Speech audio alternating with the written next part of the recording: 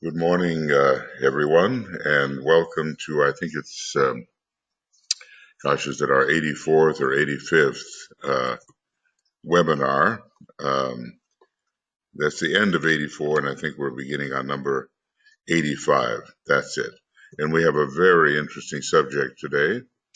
As a matter of fact, I'm going to kind of modify the meditation accordingly because this subject deserves so much attention.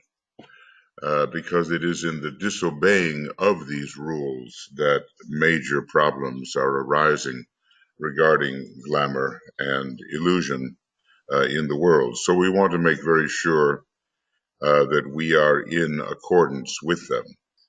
Um, this is, the morning schedule here, and so mostly we are having representation from Europe and from Australia and New Zealand.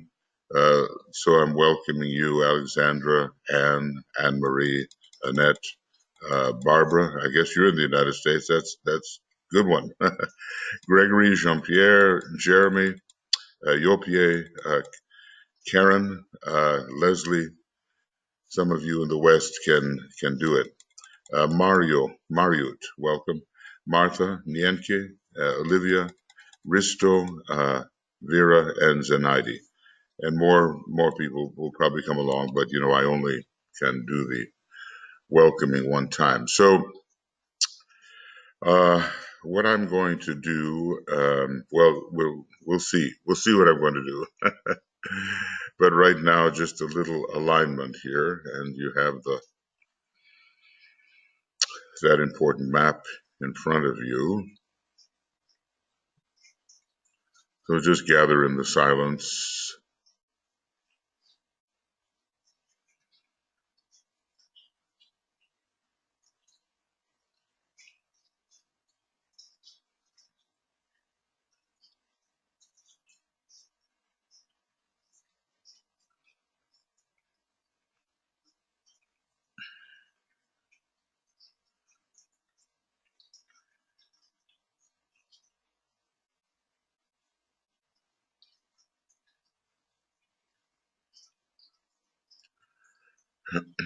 And we realize that we are using occult methods based upon occult understanding to help clarify the world condition.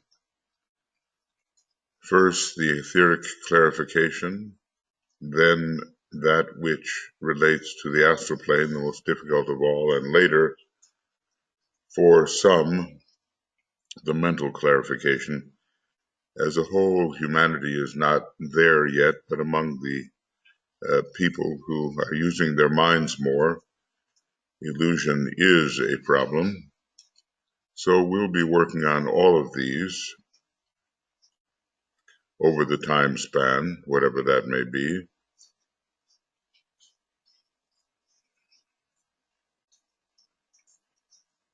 And as a group, we offer ourselves to the forces of light to help bring about a clarification, which will lead to order on the etheric physical plane and the expression of love through the astral body, undistorted, and the expression of soul light through the lower mental body.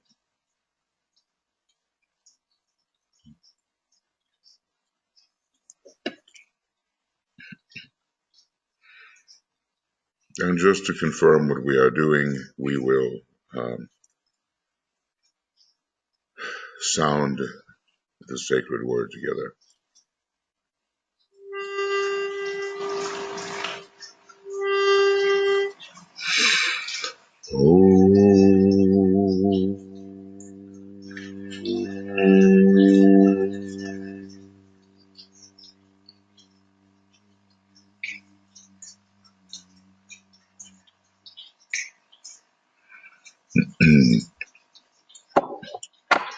Okay, friends, now our work today is with what's called the rules of the road or the rules of the path.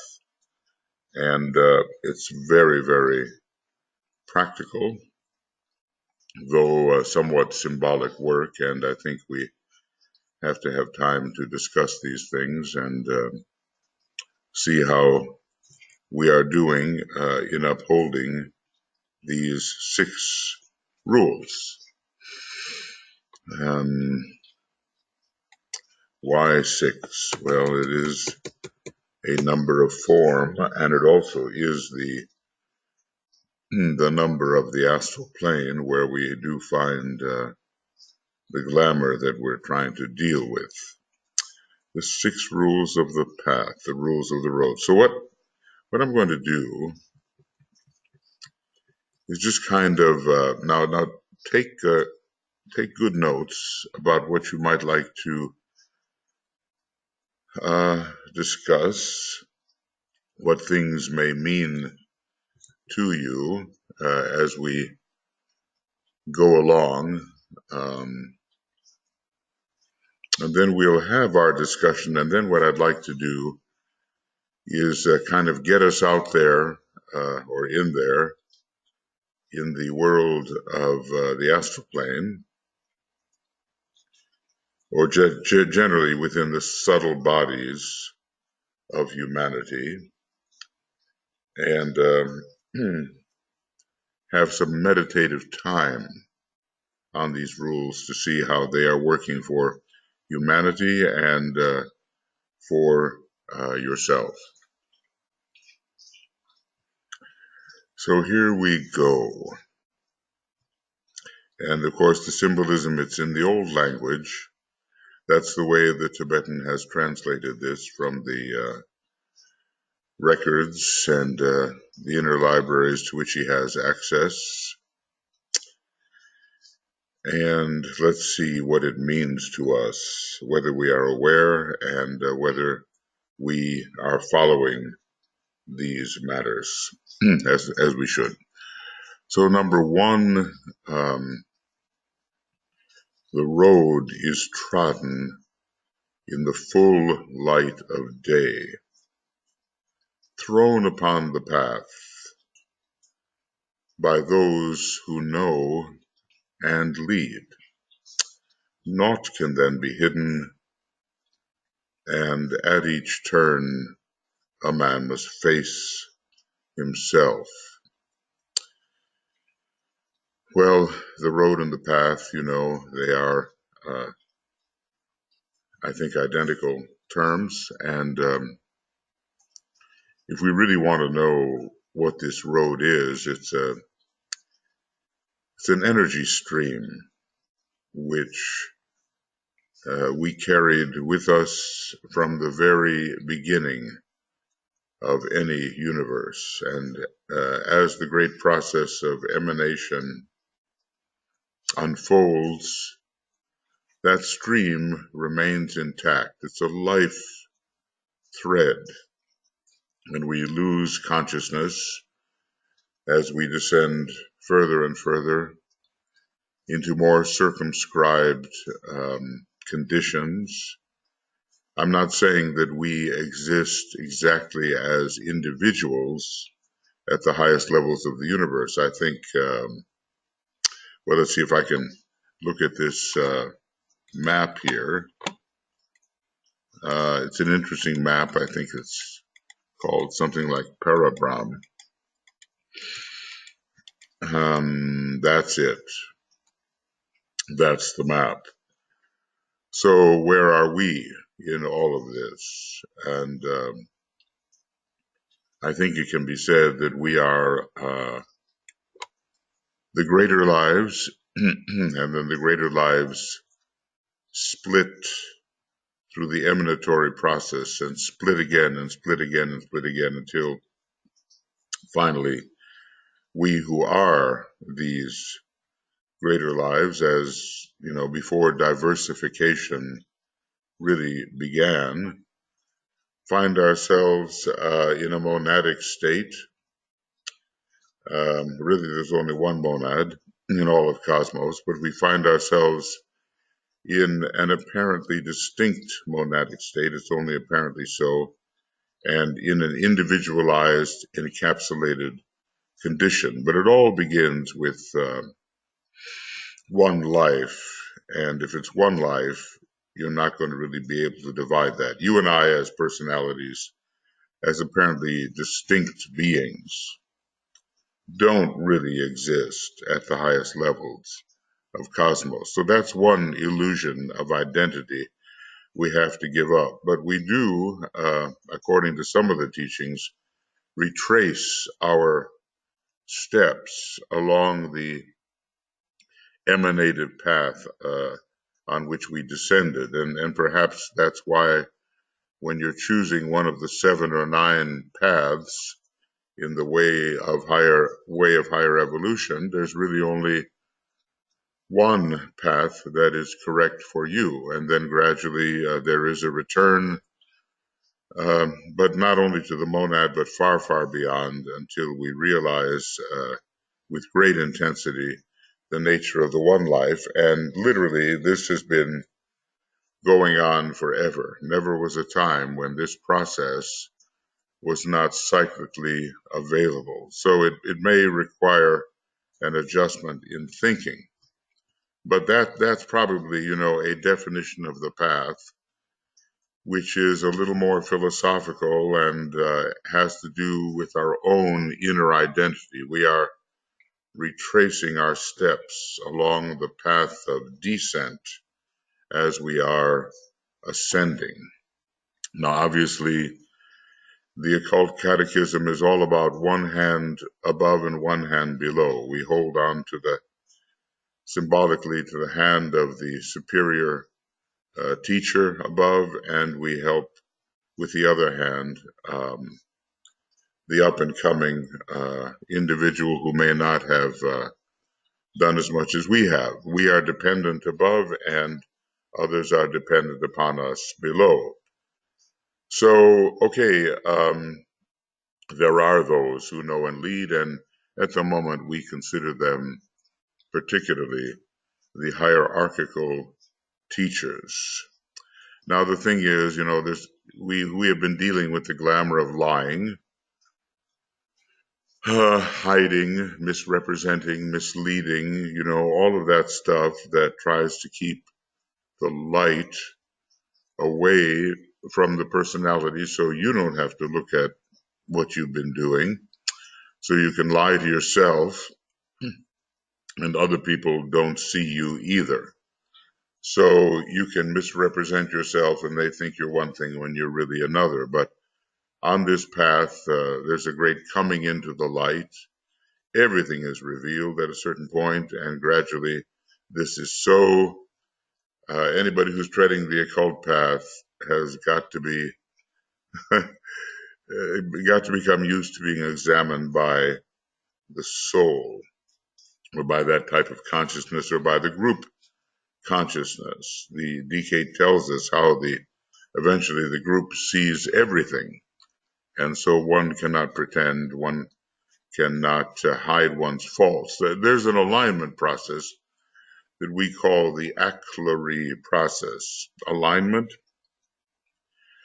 crisis, light, revelation, integration, and it goes on to initiation and so forth if we want to take it there. But first we align, and then if we succeed in that, a crisis will arise. And there will be then a pouring in of light, and that light will reveal all that is amiss within the personality. Now, when that's taken care of, there will come even more light, and the strictly personal aspect of the process will give way to recognition of the divine plan in the growing light. So your place in the plan and all of that, and what the plan may be, according to how we might see, comes with revelation and then finally integration. It's all part of the technique of integration that we find in esoteric psychology too.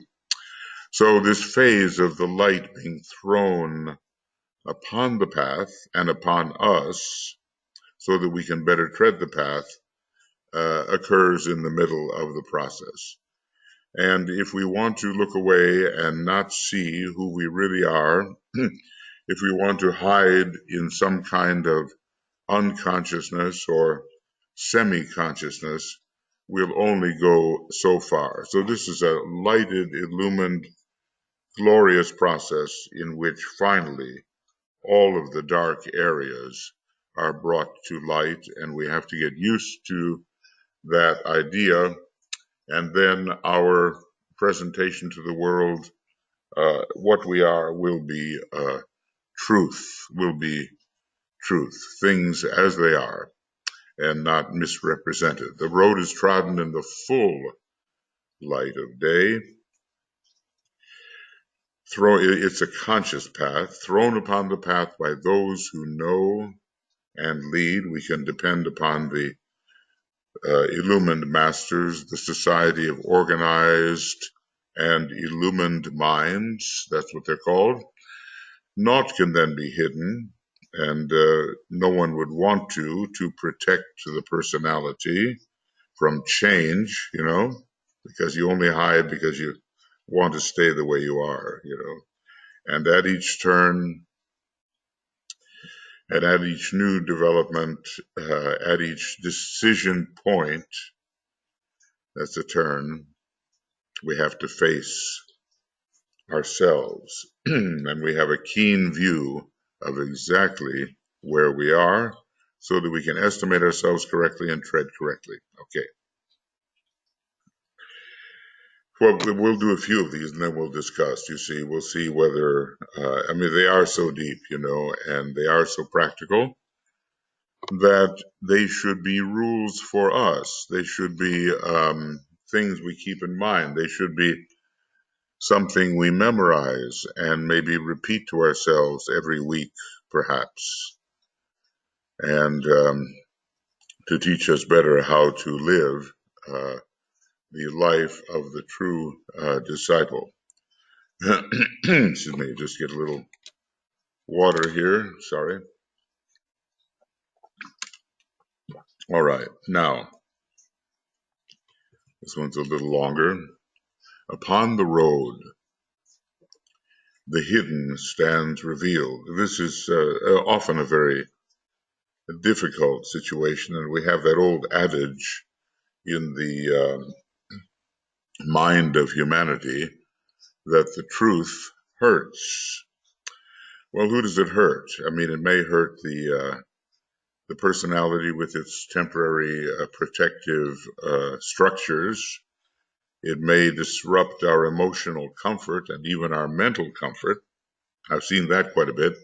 If you challenge someone's paradigm, or maybe they challenge yours, there are some painful moments, especially if you realize that your own philosophy or view of the world has been quite inadequate compared to the larger picture.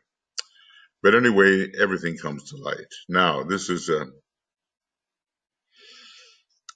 interesting. Each sees and knows the villainy of each. We may not think that this is so, but in the group process, eventually everybody sees everything. And DK says we have to learn to withstand this shining of the group light upon each of us. Eventually, nothing can really be hidden from the group. Now, Alice Bailey got into this. She said, well, in the old days, a villain was someone who was tilling a small plot of land, just a small little agricultural area, and getting the most out of it, but was very limited in what could be produced and what could be harvested and so forth. So the idea is limitation, smallness, the inability to see the larger picture and act accordingly. But now there's an elaboration on this term, and the Tibetan says villainy. I can find no other word, my brother, to translate the ancient word, which designates, and now here it goes, this is all of us, right? The unrevealed stupidity, the vileness, the crass ignorance, and the self-interest, which are the distinguishing characteristics, or which are distinguishing characteristics of the average aspirant. And he tells us we're all pretty average, and unless we consider ourselves to be average, we're going to be falling into the sin of separation. So, and yet they are working with us, but in their estimation, these unhappy qualities are pretty resident within us. The unrevealed stupidity, I guess that's always a big shock when you find out how stupid we've really been. The vileness, it's so repulsive. Okay, that word vile, it's an old word, and it's related to villainy, of course. The crass ignorance, it's just blatant, and there's just so many things we don't know that are important to know. And, the self-absorption, keeping our eyes on ourselves, caring about our little self-interest and not caring about the bigger picture. The average aspirant. Okay. Maybe the average aspirant is not the true aspirant. He says every true aspirant has taken the first initiation, but maybe, in fact, that the average aspirant is the true aspirant. Anyway, to the greater light, excuse me, to the greater light of the master, this is what appears. Okay, and yet there is. We're going to see this. We're going to see all these things. Maybe not the way the master sees them, not with the same depth of sight and understanding about the origin of these things in our own particular case, but we're going to see these things. And what do we do about them, And he says, this is what we don't do. And you can measure yourself, and I can measure myself against this not doing once this great revelation comes. And yet there is, with that great revelation, no turning back. And people do, don't they? No spurning of each other, and they do. It's a bit like shunning, in some of the backward-looking groups and sects.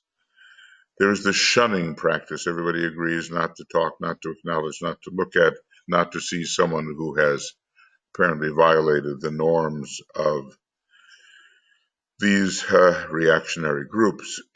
So no spurning of each other and no shakiness upon the road. There has to be that firm confidence. And some people say, oh, well, look, if all these people have all these faults, then there is no such thing as an aspirant. There is no such thing as a disciple. It's all a sham. They're just like anybody else, and there's no use trying to do what they do because it doesn't improve their character. So all of us, maybe at different times, may have felt a little shaky, a little uncertain about our progress on the road, on this path that leads to ever greater light. But no, we look at these tough things, and the world is full of not only hard sayings, but hard things to see. And we don't shake because we understand what's coming. The substance of things hoped for and the evidence of things not seen. We know this road goes forward into day. And remember that the human monads are ruled by Scorpio and are found in their expression on the Buddhic plane. And that the light of Scorpio in this context is called the light of day. So we go into full intuitive recognition given to us by pure reason. We see things how they are, and that's our temporary destination taking us into the cosmic ethers, and we have confidence in that. So we have to measure ourselves in these matters. Okay, I think I'll do one more. I'm not going to go through this whole list. Maybe the next time we get together, we'll do the latter three, because it's important that we have a chance to discuss some of these things and our kind of impression about how we are doing with treading the road in the way it should be trodden. Well, here's another one. Upon that road, one wanders not alone. You know, even if you're a first-rate type, in the integration formulas, the first-rate type, the first-rate soul type, beats everybody up along the way and then realizes there's no one left, and realizes it's called what does he call it? The light that shocks. There you are all alone. You turn around, nobody's with you because you pretty well destroyed everybody, and you have to revolve around that pedestal and extend your arms and feel the love, invoke the love, and tread the path with others, and not just alone. So upon that road, one wanders not alone. It's so easy, you know, in your neighborhood, maybe there's nobody doing this. You're not in touch with people who are. That used to be the case, I think, before these new methods of communication came in. You were the isolated aspirant, and you had that sense of, I'm doing this, but nobody else is. But it's not true. You know, everybody is moving, even if you don't see them. There's a lot of people moving. Now, this is important because it relates to the noble middle path. There is no rush, no hurry. Haste making waste, we know. And yet there is no time to lose. Master Moria says, lose not an hour. Somewhere he says that, lose not an hour. I hope he didn't say lose not a minute, because there's a lot of lost minutes along the way. But our attitude towards time is the time is of the essence. Time is precious. And I've mentioned it before that if you waste another's time, you're guilty of murder. And if you waste your own time, you're guilty of suicide. So, you know, Moria, he doesn't pull any punches. So our attitude towards time has to be adjusted. But if we run around frantically without really seeing what we're doing, we fall into Maya, what's called that unthinking emotional mess.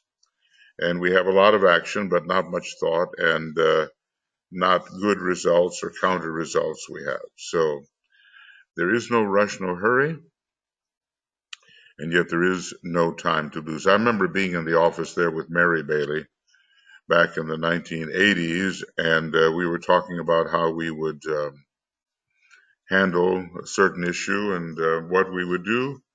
And basically she said, kind of like a battleship, you know, let us move forward with all due deliberate speed. Let us move forward with all due deliberate speed. That word deliberate means it's very well thought out, it's very well planned. There is the will applied, but in a steady manner. So, you know, it is that middle road. She was very much on the first ray, but she had learned that it must be tempered. You don't run around and waste energy. Each pilgrim, knowing this, presses his footsteps forward. You move, but at the same time, you don't waste energy. And then this is the kicker here, and finds himself surrounded by his fellow men. Now that may be a big surprise, because you thought maybe you were moving by yourself, that, you know, you were one of a very few and you didn't know who else was moving, and now you're moving. But in fact, it all converges, and you find the other people who in their own way have been pressing their footsteps forward.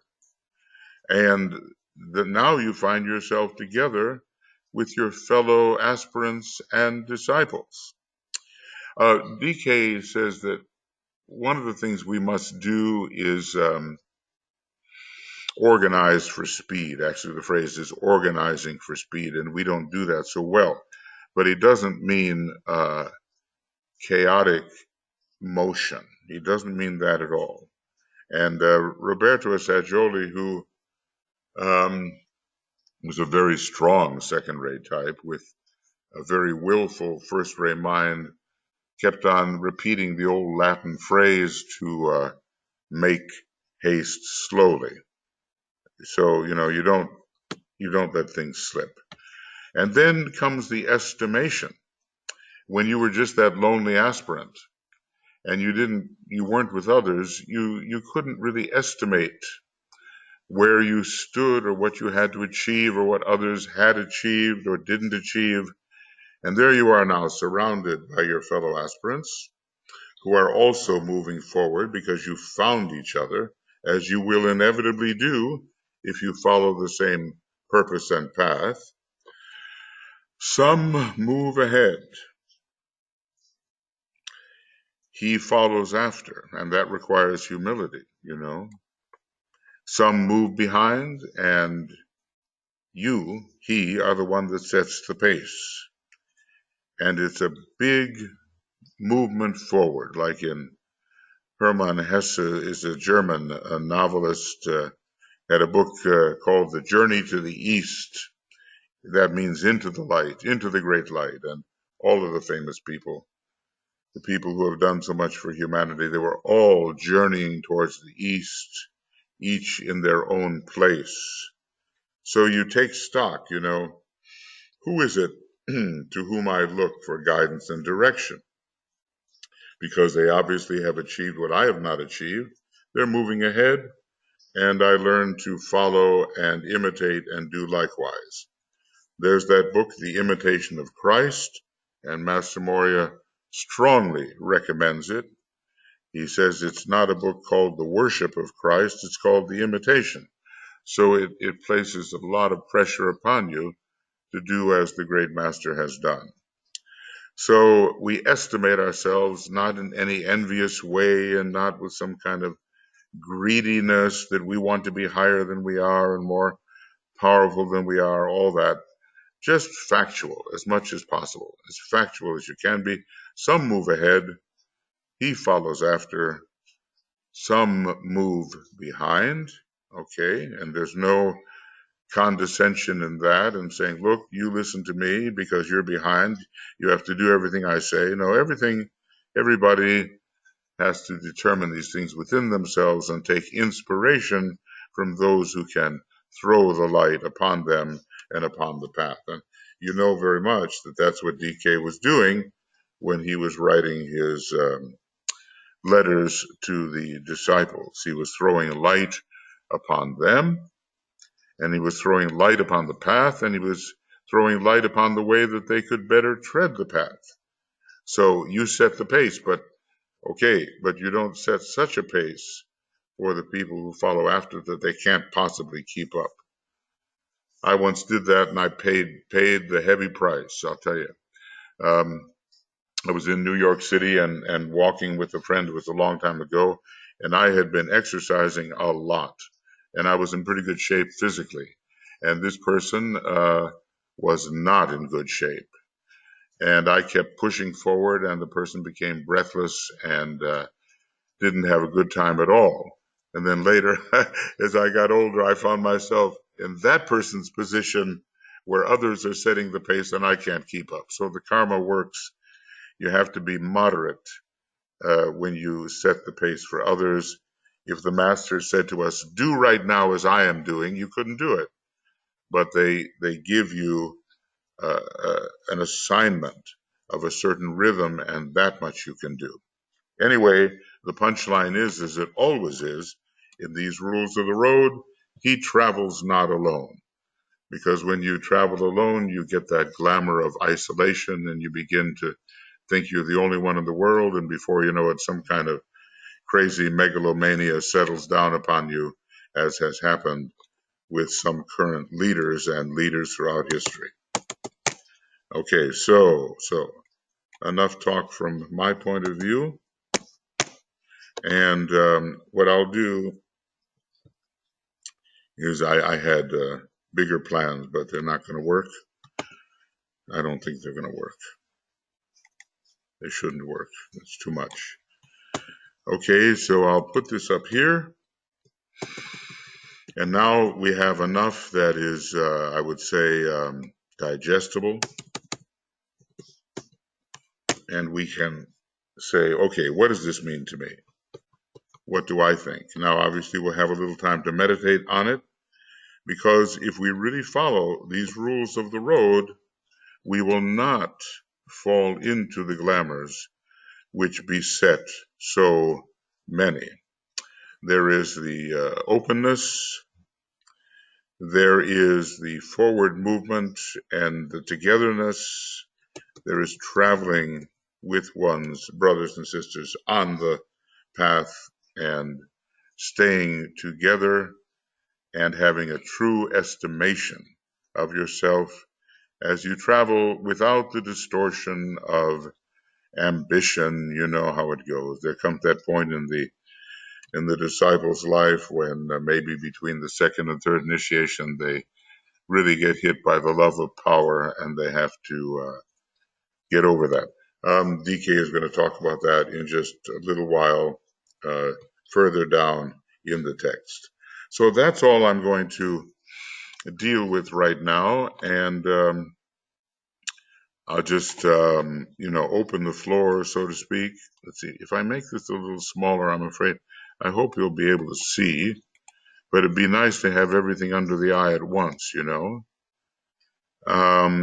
and here we would have it, if I can, yep, almost under the eye at the same time. Let's see if I do this.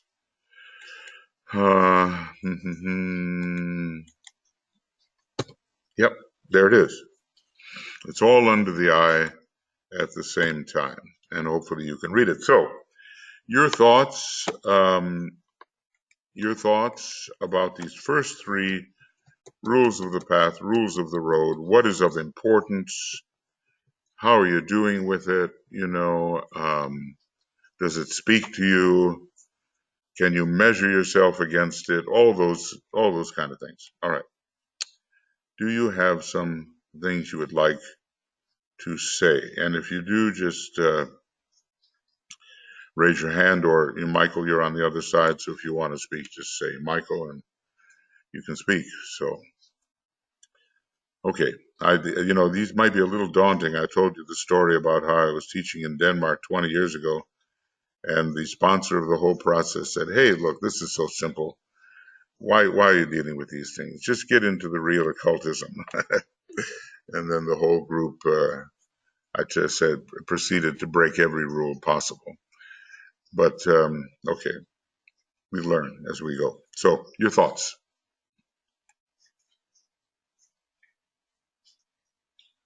Or do you think it's too simple to respond to? Look at the world situation today. Look at what's going on, and see how the light of truth could straighten out many things. Okay. Anybody? Michael? Yeah. Go ahead, Michael.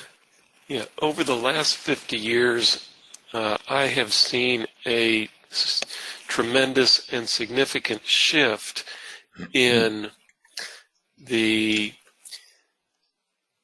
presentation of esotericism, at least in my part of the world, in that the adage seemed to be, these are things that you don't talk about because people look at you funny. You will be denigrated and so forth. And that that has been changing tremendously. It's a good sign. Good sign. Coming into the light, coming into the light. There is actually an initiation or a process later on that is called coming into the light, and it just means everything is revealed. So, and remember in the Bible or somewhere in there, in the Christian tradition, it says, the secrets of the kingdom of heaven will be shouted from the rooftops. You, you may remember that one. And I thought to myself, well, that's the period in which we are, along with a lot of glamorous stuff shouted on the rooftops as well. But people don't have an excuse now. They really will have heard about these matters. Yeah. Oh, yeah, thank you. Thank you for the thought. And probably that is confirmed by a lot of people. I find, or have found over the course of my life, that some of the most difficult places to ever talk about some of these things is with some family members. I mean, you'd be Master Moria says that he said you'd be surprised at the average dinner table are sitting around those who are moving forward and those who are moving resolutely backwards, and all at the same family table. So sometimes I've been chastised the most by those in my own immediate circle in the early days for speaking of these things. Because as they say, I'm not saying I'm a prophet, but anybody who brings the teaching is a bit of a prophet. A prophet is without honor in his own home.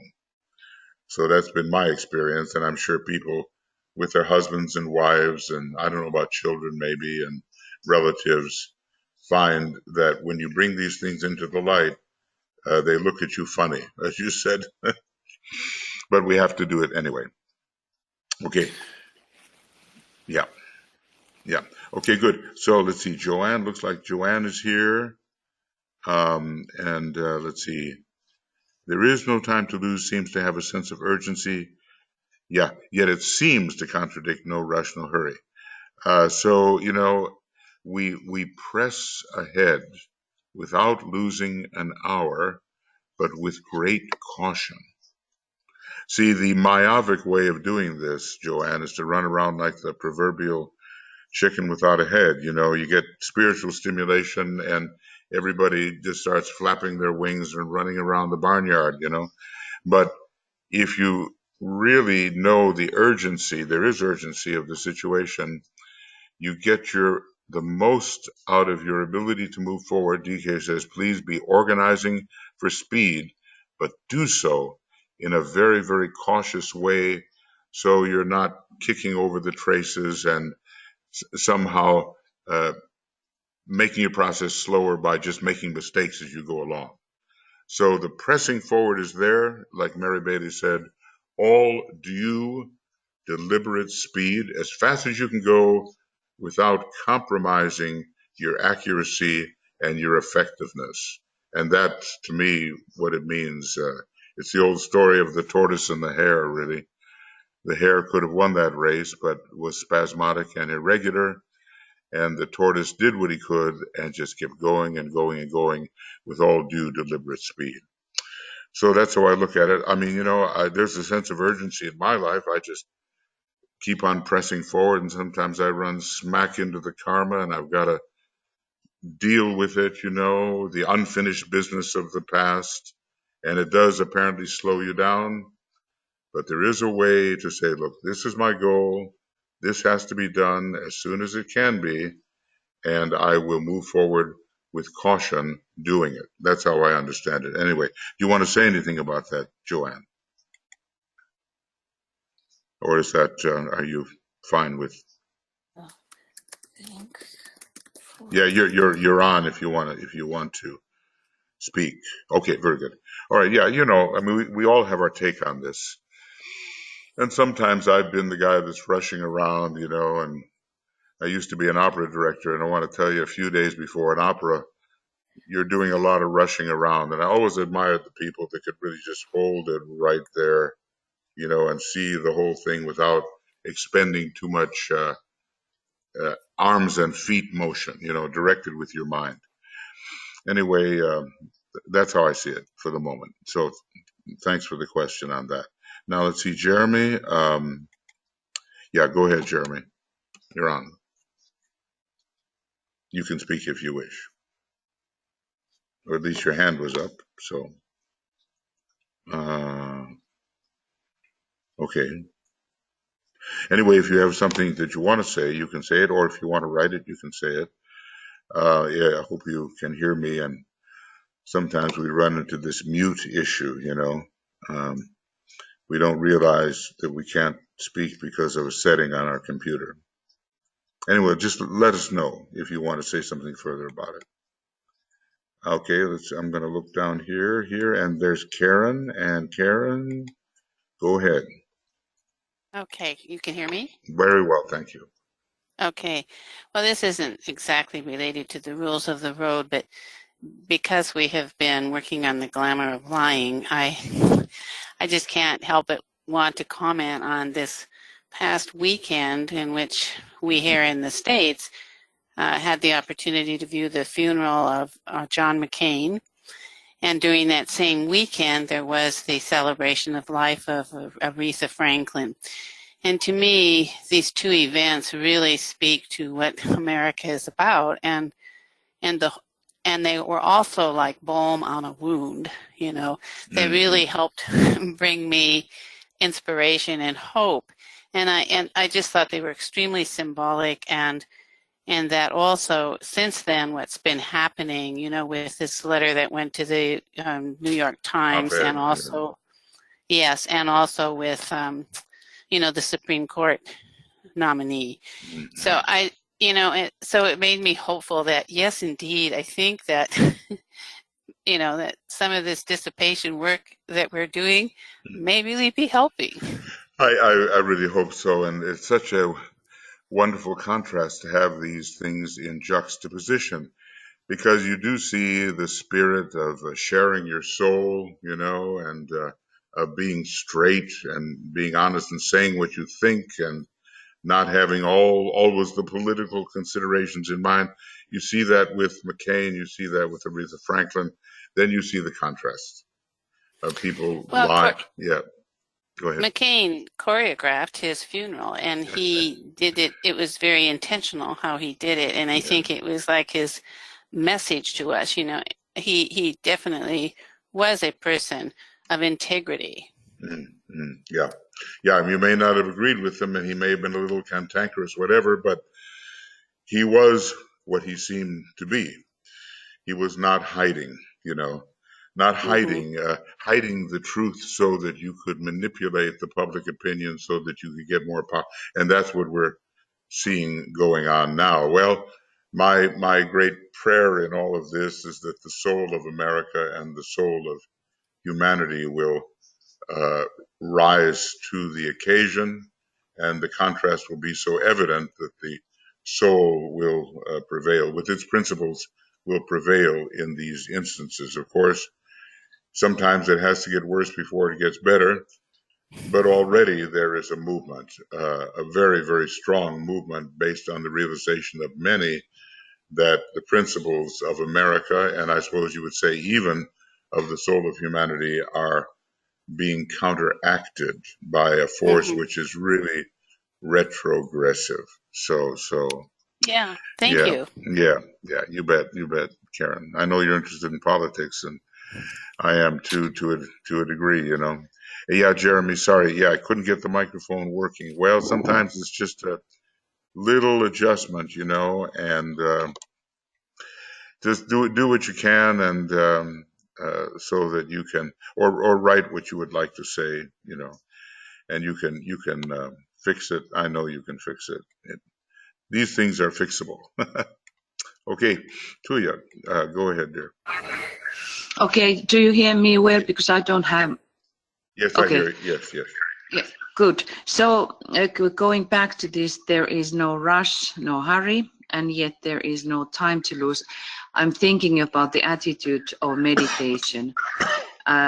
We can really develop and rehearse this, that whatever we do, we can still have the attitude of meditation in our mind. And that brings then the question between the higher mind and the lower mind, because the lower mind is the one where is no rush. And I mean that there is the rush. There is hurry, because this panicking attitude, which is that is the thing which is stopping the higher mind to function through us. And we can think about that is a war situation, as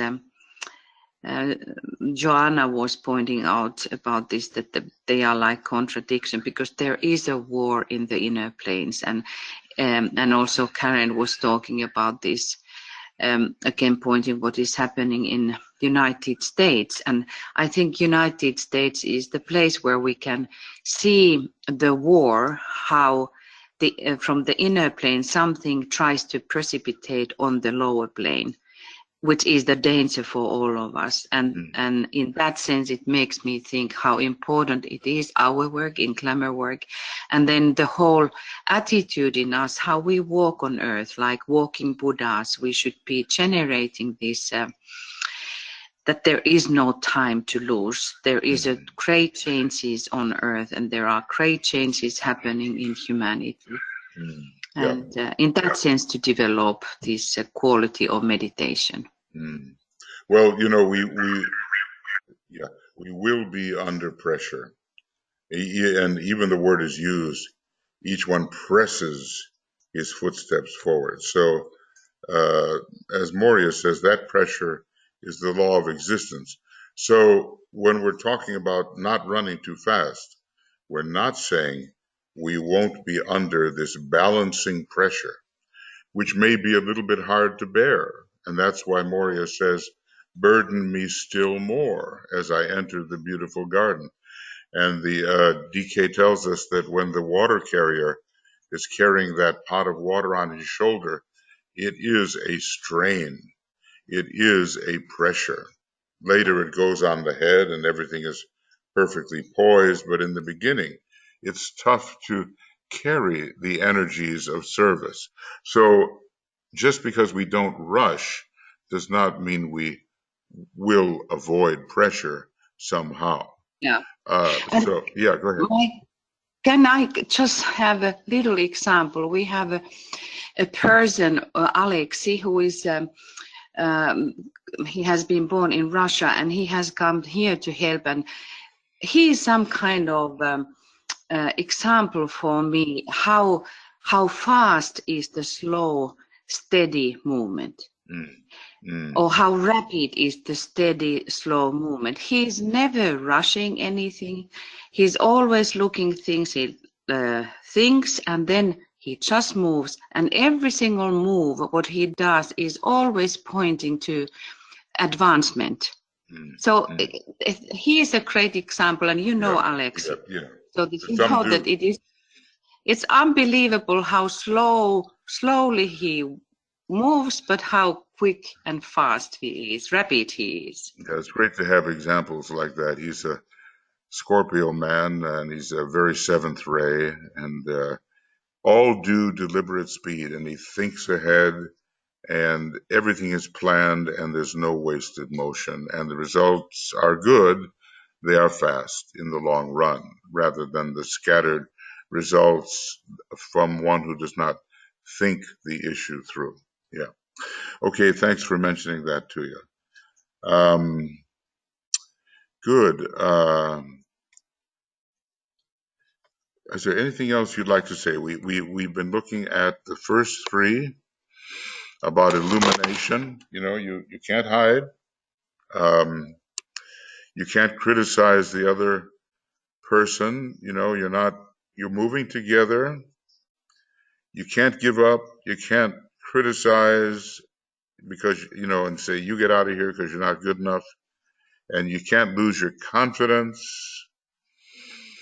And then you move forward with all due deliberate speed. These are so foundational, you know. He gives them out a couple of points.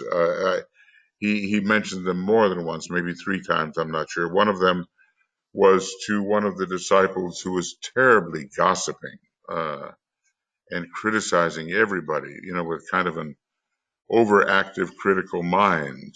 And she was on the sixth ray, but she was trying to move on to the second ray. And I think she was a Libran individual. I don't know the whole story. But he gave them to her because she was not practicing the right brotherhood principles on the road. And she was always, kind of, frantic, and overactivated. Maybe that change from the sixth ray to the second ray was energizing her in a way that was a little beyond her ability to control. But they are so practical. I'm just remembering I should remind myself of these things every day. And there are many people who could benefit from that, I know.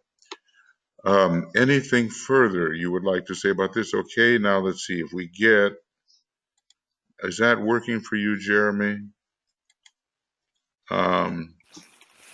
Jeremy has written a question. Okay, very good, thank you. What I wanted to share is that a wonderful trend that has emerged in psychology in the last 20 years is the practice of mindful compassion to the integration of the subconscious life, which allows for the recognition and redemption of our inner villainy. It's well stated. A joyous process.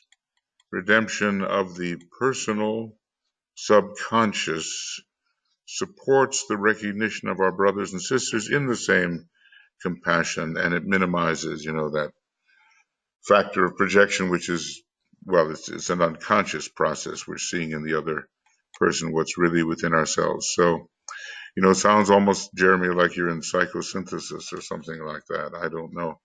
But this is a psychosynthetic approach, and there's much about Buddhism that has come in and been wisely employed in the psychological field. So we have to recognize clearly what is without rejection. And then it's a bit like the law of repulse, the fourth law of the soul. At first, you cast aside what is in your way, and then under the law of love, you somehow reabsorb it. It's a very interesting idea that it's not allowed to hinder. At the same time, it has to be included, because after all, it's a testimony to our previous lives and the learning that came with it, the mistakes and the learning. Mindful compassion, because we do have to integrate all of those sub-personalities and those sort of trends, skandhas they are called, trends from previous lives. They have some value, but they cannot be allowed to thwart the inner movement of our conscious mind affected by the super consciousness. So well stated, and thank you on that. And if for any reason you had your microphone back, you could speak to it if you wish, but I think you've written something good here. That's, something's with your mic, I guess. Okay. Now let's see. Yes, go ahead. Okay, very good. Yes, I like what your thoughts, because it really is very often about skandhas, these tendencies that we bring from. There's some, the stuff that's generated in our current life, but also much of it is from past lives. Carried. What does he call it? Unfinished business of the past. He kind of defines karma in a very homely way, unfinished business, and the sub-personalities in some methods of psychology carry on those tendencies. I had an experience in my life long ago. It was a dream, and it was about a foot race between St. Paul and J.S. Bach. I've always been into music, and that's been, and and in this foot race, because these were like two tendencies in my own psyche. This thing called the Iron Monk, it was called. So I know, not very pleasant guy, and J.S. Bach. And I think J.S. Bach won the foot race, but then the voice came, but not really.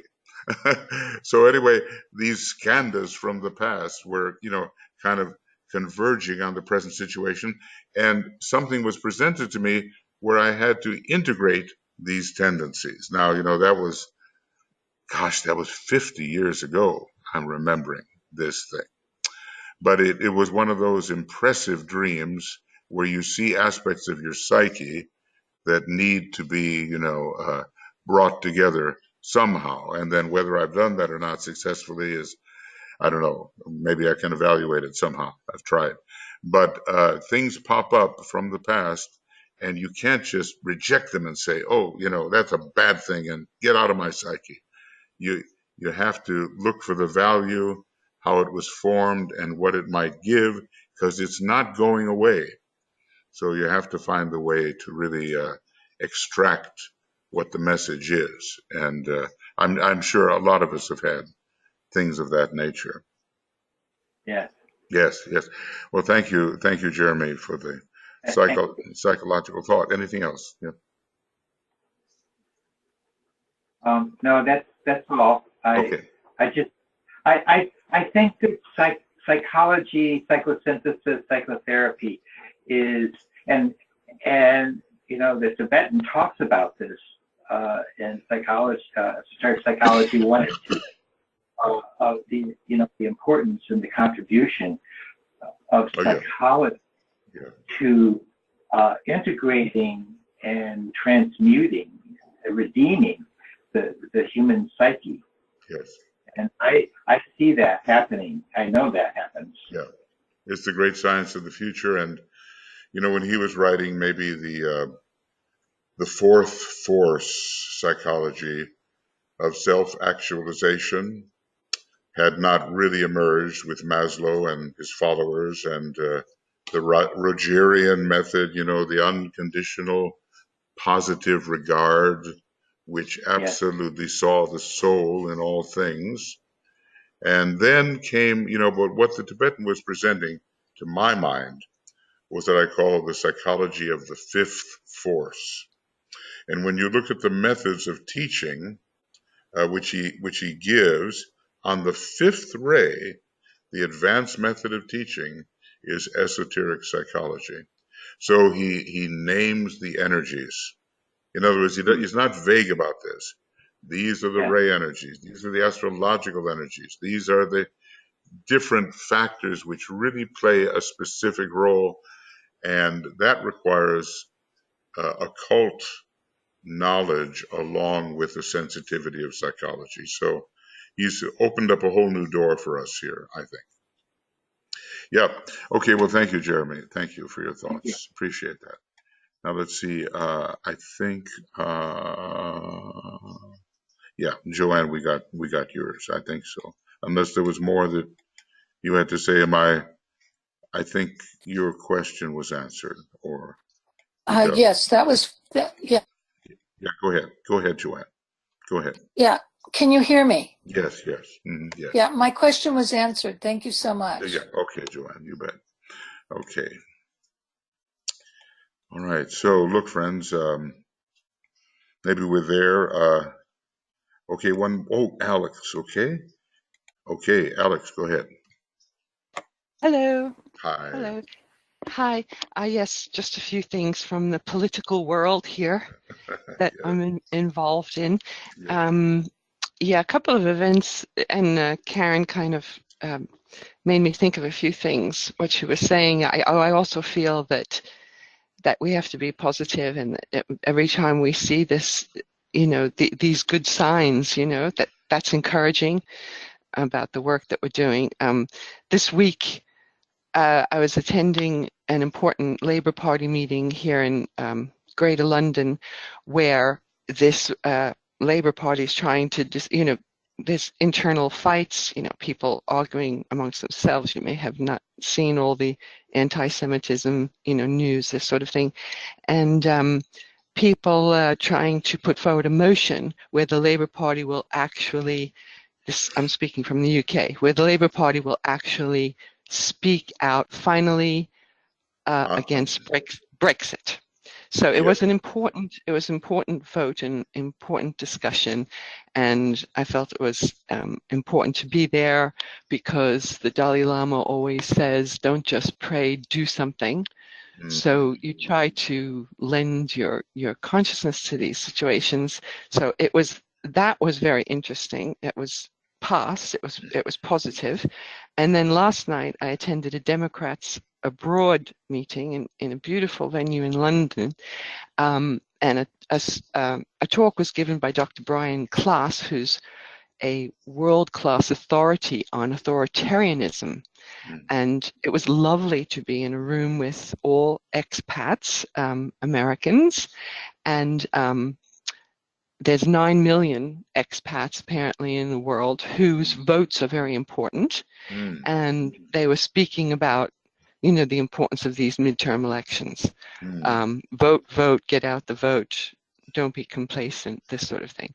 But what was obvious in these two events was how much goodness there is in people, and how much clarity there actually is, and how much desire there is for the good, and how much they're not giving up. Even though like both situations look quite desperate, the Brexit situation and the US situation, and yet I was so impressed with the clarity and the understanding, and I did a lot of study for both of these events before I went, and I came across someone who's very controversial, Chris Hedges, who speaks about a lot of the negativity, negativity, the corporatocracy, how the multinationals are ruling the world, and yet, even though, and he's written this book about the end of the American Empire recently, but here's my point. He finished this talk, so this is someone else, this is Chris Hedges. He finished this talk by saying, "Those who fight against cultural malice have discovered that life is measured by infinitesimal and often unacknowledged acts of solidarity and kindness. These acts of kindness spin outward to connect our atomized and alienated souls to each other. The good draws to it the good. And this belief, held although we may never see empirical proof, is profoundly transformative." And this is what I saw take place, and this is what that what was made clear in this talk last night about authoritarianism is that no, the fight is not over, the problem is not over. It is very 50-50 at the moment, and all efforts have to go forward. But to hear someone who has such a sort of a negative, this third person, this is Chris Hedges, who has such a negative attitude towards the situation in the world, to conclude his talk with this comment, I just think that he says that hope, I always speak about hope, and he says that hope without resistance is useless. The way I interpret that is that hope must be accompanied with clarity and action and discipline. So I just wanted to add that. Still hopeful. Very uplifting thoughts. We are at that point that the Tibetan warned about. He called it the last-ditch fight of materialism, where he says those forces will fight to the last ditch, and it is the choice between the old, strictly personal, atomized isolated way where there always has to be a winner, some grand individual who wins above all others, putting them down, or whether we can have the Aquarian cooperation. And it's so interesting to me, that everybody has faults, okay? But we had Obama with a Aquarius ascendant, which is the same as the United States soul and even the soul of Russia. And we have the present leader with a very late Leo ascendant and Mars rising. So it's all in the energies of this conflict between the old way and the new way. And like you say, it's not decided yet. It's not decided yet, but the people who support the soul principles of their countries are coming forward. And when Tuija and I do these Soul of the Nations meditations on Saturday, we try to talk about supporting the soul qualities of your nation, because that's the way that we can really meet and strengthen each other. So, yes, hope. We're hopeful, and we will also act, and we will also resist. And I believe, at length, of course, we will prevail. The question is there that 300-year delay that Master DK talked about as a possibility? So let's see. We move forward. Thank you, Alexander. That was really a beautiful statement by this Chris Edges, and excellent, very much to think about. Okay, friends, thank you. Now I'm going to, there's much to discuss here, but I do find that I have to move ahead given the day's activities. So what I'm going to do is a little different here. We'll just start our glamour meditation in the usual way, but we're going to, when we're out there, we're going to look at the astral plane in terms of the first three rules of the road, look at humanity in this way, look at ourselves in this way. Let's try that. Be a little variation on what we do. So, yeah, there we are.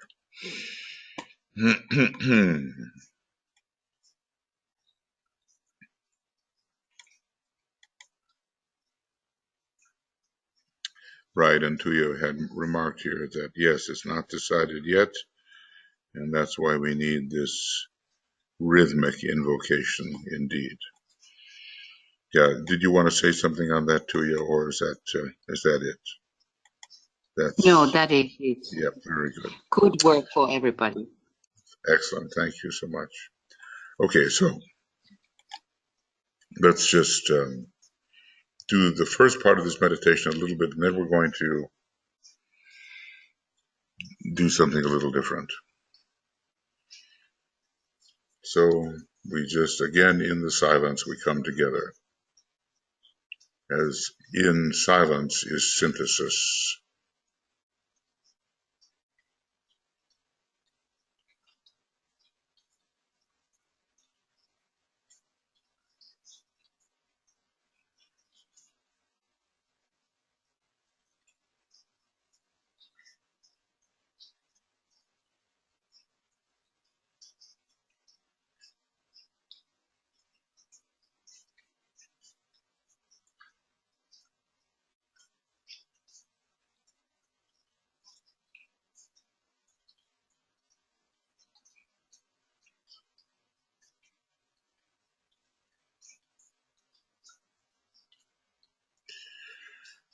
So we get the sense of the unification of the group for a purpose.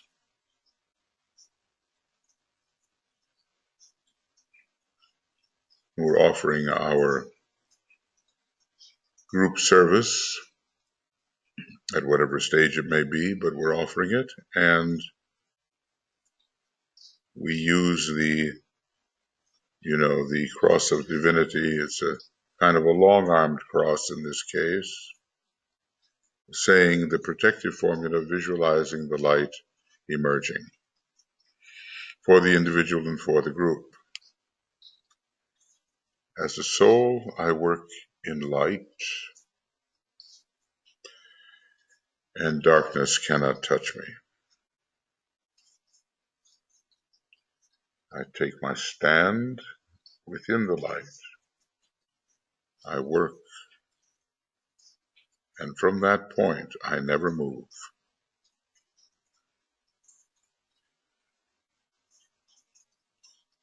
The protective light shines.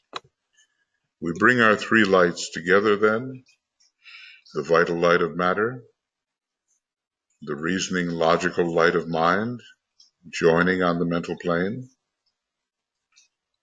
vitalized thinking towards the truth is what this gives.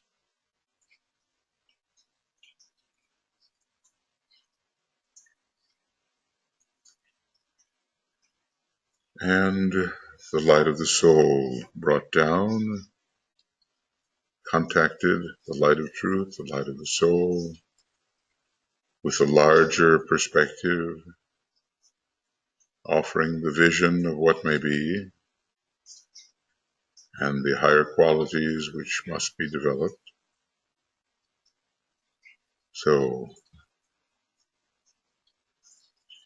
the light of the soul is brought down to meet the other two lights, and the three are one. We visualize the three as one.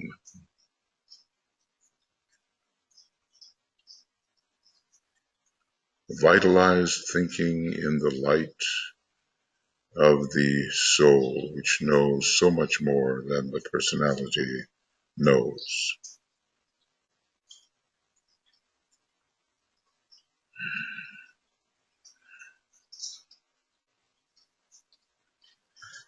Now we say together,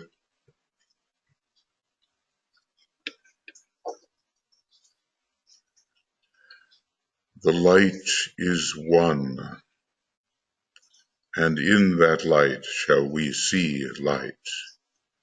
This is the light that turns the darkness into day.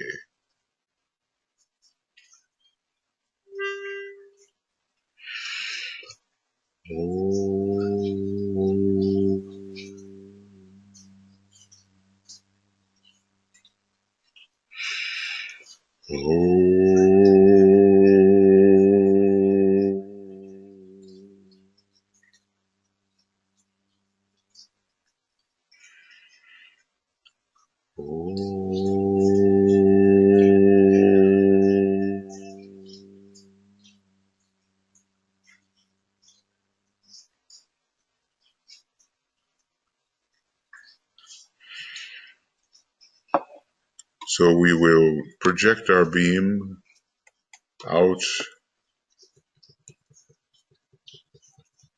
onto the astral plane, into the subtle world.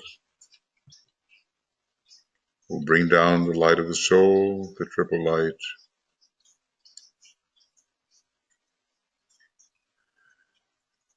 We encounter the mists, the fogs, the miasmas, which prevent us from being free of the glamour yet, but it will come. And we want to strengthen that beam, strengthen our beam, a beam that detects glamour and a beam, the same beam that dissipates and ultimately destroys glamour. With power upon its beam, the light is focused on the goal.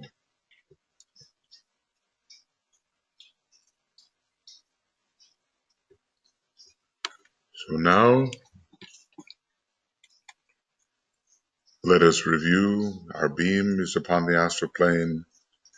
If these rules of the road were obeyed, there would be no glamour, there would be no illusion. And we think about humanity in relation to these first three rules. and we think about our own attitude and behavior in relation to the first three rules. So I'll read the rule and then we just ponder.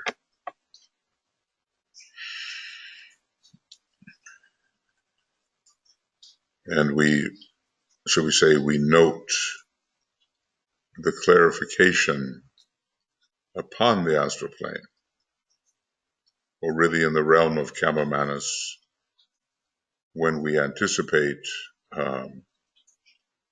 obeying these rules. The road is trodden in the full light of day, thrown upon the path by those who know and lead. Naught can then be hidden, and at each turn a man must face himself.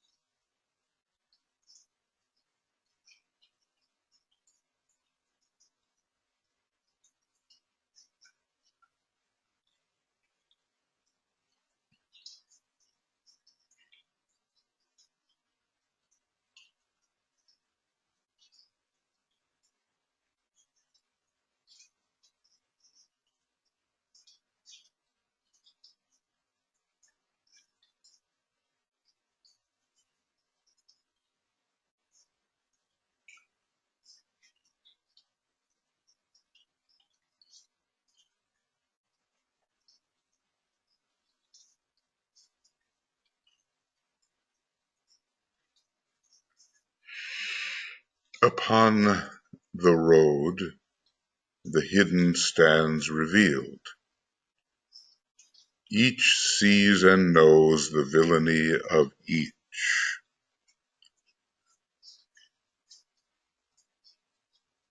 And yet there is, with that great revelation, no turning back, no spurning of each other, no shakiness upon the road. The road goes forward into day.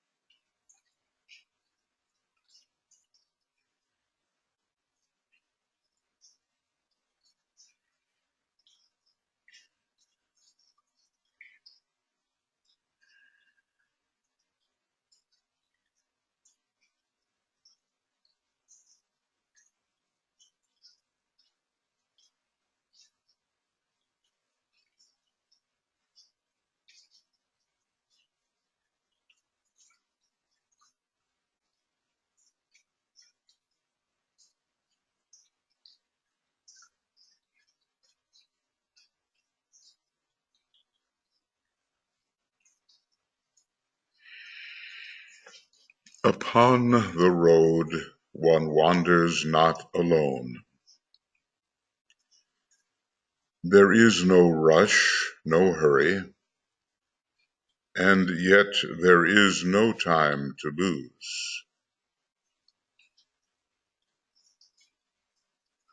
Each pilgrim, knowing this, presses his footsteps forward and finds himself surrounded by his fellow men. Some move ahead, he follows after.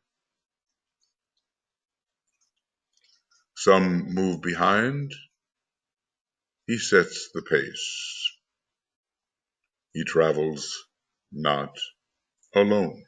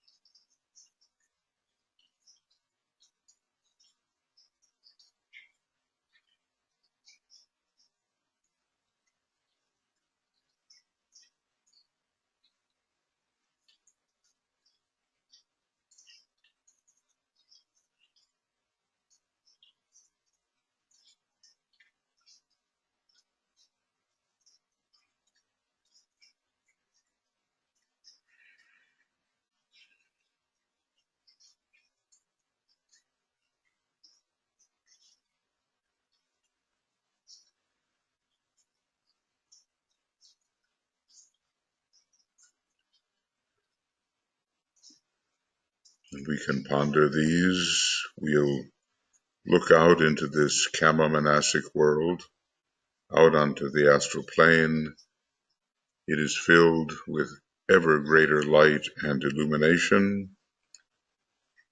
We are moving together despite our limitations and our faults. We keep going, we stay together, and we do not doubt, because the great revelation is coming. And inside we know that to be so,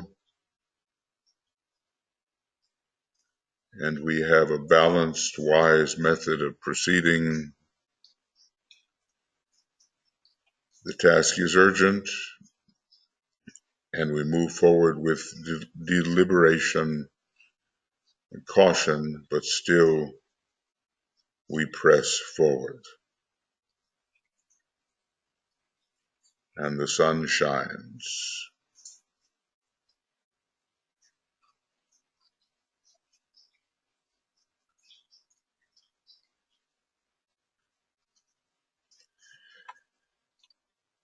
So we withdraw our beam,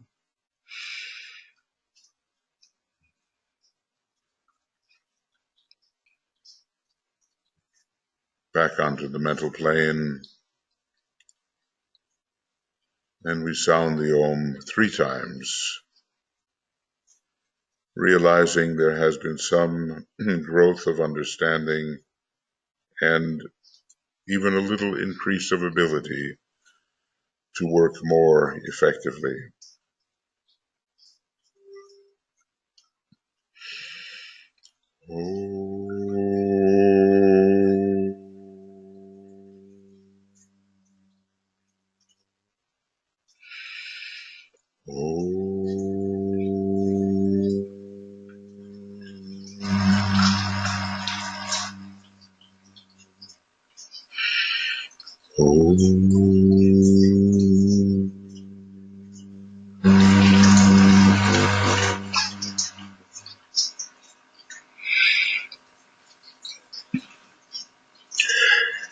Okay, friends, next time we'll take up the next 3 rules. There's so much in them, and we're going to find even more symbolism in the next 3 rules, so we must not rush and hurry through them. We have to do it the right way. So tonight we'll be continuing. We're reaching the end in the Blue Rose presentation of the Shambhala names of Mary and the names for the month, and you're welcome to attend as a Blue Rose sister or Shiva brother, or maybe someone interested. That will be at 7 o'clock tonight using the normal YouTube, the normal YouTube link, which I put in the chat box, and probably you have it. We've simplified things. We're just using that particular link. And then Tuija will be traveling. I'll be here holding the fort, and we'll coordinate the best we can to continue to bring to you what is necessary. There may be some traveling days when it's not possible, but we will be in touch on those matters. We thank you for your presence and your participation. And, all I can say is, look, memorize the rules of the road. Memorize the rules of the road. Learn them by heart, because although they seem very simple, and although they are very ancient, they are very wise, and they are a proper guide to us on this thorny path of occultism, on which now we must be more effective than ever because of the challenges of the last-ditch fight of materialism. So we'll get this to you. It'll be appearing somewhere. And we still haven't worked that all out entirely. We're on Makara and we're on YouTube at the same time. And we have a lot of programs there. We have about 2,000 programs on that, and lately, as you know, on the Spiritual Life YouTube channel and on the Spiritual Life channel, Olivia has a number of new lectures, presentations, and this important video on death and dying well. It's very inspiring. So go there and take advantage of these things and recommend them to your friends. Now, I must rush off and do something. Okay, with all due deliberate speed, on these days when you're packing for a big trip, that's when you really have to remember all due deliberate speed. Okay, see you later, and thank you everybody for your work.